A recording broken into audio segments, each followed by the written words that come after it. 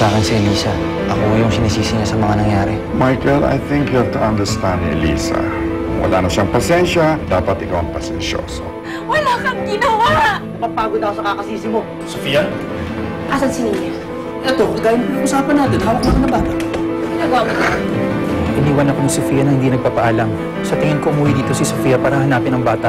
Siguradong hindi siya nagpunta dito para hanapin si Nina.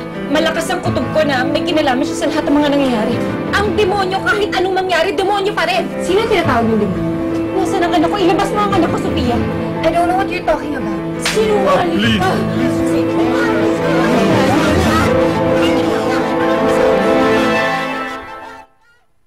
Wala akong kinalaman sa pagkawala ni Nina. Wala nga ako sa bansa nung nangyari yon. Pati niyo na lang kasi tanggapin ang katotohanan. Ha? Na nawala si Nina dahil pabaya kayong mga magulang. Hindi ba totoo ang sinasabi ko? Nawala si Nina dahil sa kapabayaan niyo. Tapos sa akin yung isasisi ngayon ng mga kasalanan niyo. Ha? Wala kayong kwentang mga magulang. At ikaw, Elisa, wala kang kwentang ina! Demonyo ka! Sophia, out of here, please. Bala Please take her out. anong gusto niyang isipin. Sofia! Malinis ang konsensya ko.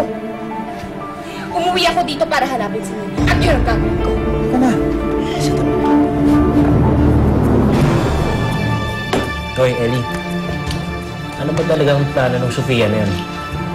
Hindi mo ba siya narinig? Mag-antay daw tayo ng instruction niya. Hanggang kailan? Wala na akong kakabantay sa barar na yan, ha? Anong akala yan sa atin? Yaya? Abay, malay ko! Saka pa rin magkakatat. Gusto mo makuha yung pera, mag-antay ka. Hintayin natin kung ano yung papagawang kasunod ni Sofia sa atin. Sofia? Kilala niyo po ang mami Sofia ko? Bakit naman kasi bigla kang umalis na hindi mo lang nagpapaalam sa akin? Hindi na ako makapag-isip ng mabuti. All I know is that I can sit around in Singapore and do nothing habang nawawala si Nina. Ang kaso nga, Sofia, lalong nakakagulo sa sitwasyon dito. Ano ang pakialam ko sa kanila? Kung tutuusin, sila ang may kasalanan nito kung bakit nangyari ang lahat ng to. I'm sure hindi naman nila gusto na mawala si Nina. That's beside the point, Dave. The fact is, nawawala si Nina. And they dare accuse me of something na I didn't do when all I wanna do is look for Nina. Hahanapin ko si Nina at hindi nila ako mapipilinan. Look, Dave, hindi mo naman kailangan ma-involve dito eh. Kung ayaw mo akong tulungan maghanap, edi wag. Kung naguguluhan ka sa sitwasyon, edi bumalik ka ng Singapore. Basta ako, dito lang ako sa Pilipinas. Hindi ako aalis dito hanggat hindi nahanap si Nina. Sige na. Sumakay ka na sa akin.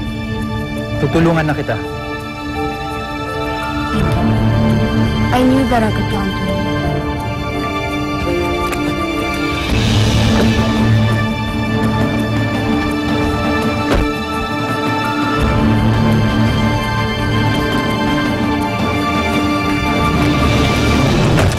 Narinig ko po kayo. Sinabi niyo po ang pangalan ng mami Sofia ko. Kilala niya po ba siya? Hindi. Wala kaming kilalang Sofia. Pero sabi niyo po, Sofia. Yung Sofia, pangalan ng anak ko. Yung kinain ng daga. Nakita ko po siya kanina. Narinig ko po ang boses niya. Hoy, tanga ka ba? Hindi mo nakikita kaming dalawa lang nandito. Walang ibang tao. Pero nakita ko po siya. Alam mo kasi, nananaginip ka lang. At nagdidiliryo kasi mataas ang lagnat mo. Bakit magising ka pa? Natulog ka na. Hindi ka pa natulog. Papakain talaga kita sa daga. Ayoko po. O, pwes Ayoko natulog po ka na. sa daga. Bakit mo ako pinapatay? Bakit mo ginustong mapatay ako at bakit ka nakapagkunsya ba na patayin ako? Ha? Dahil lang ba sa pera? Ha? Yun lang ba? Yun lang? Dahil isa kang malaking hadlang, Amanda. Dahil habang buhay ka, alam ko lagi mong kakampihan ang bastardang anak ni Henry na si Elisa. Oh yes. At walang nangyari sa'yo, di ba? Nabigo ka. Kaya nandiyan ka sa selda. Oo, totoo. Nabigo nga ako. For now. Pero Amanda, matanda ka na. Bilang na mga araw mo. Palagay ko malapit ka na rin mamatay. Kaya itong isipin mo, Amanda. Araw-araw, habang nakakulong ako dito sa selda ko, wala akong gagawin kung hindi magdasal sa demonyo. Pagdadasal ko, makuling ka na niya kagad. Yakap. Animal! Huwag na po doon, Amanda. Huwag na po doon, Amanda. Huwag na po. Alam mo, I don't mind wasting my millions on you, Loretta. Sisiguraduhin ko lamang na mabulok ka dyan sa kulungan. Isang sagad sa buto ka walang yan mo. Bye now, Amanda! Bye, Amanda!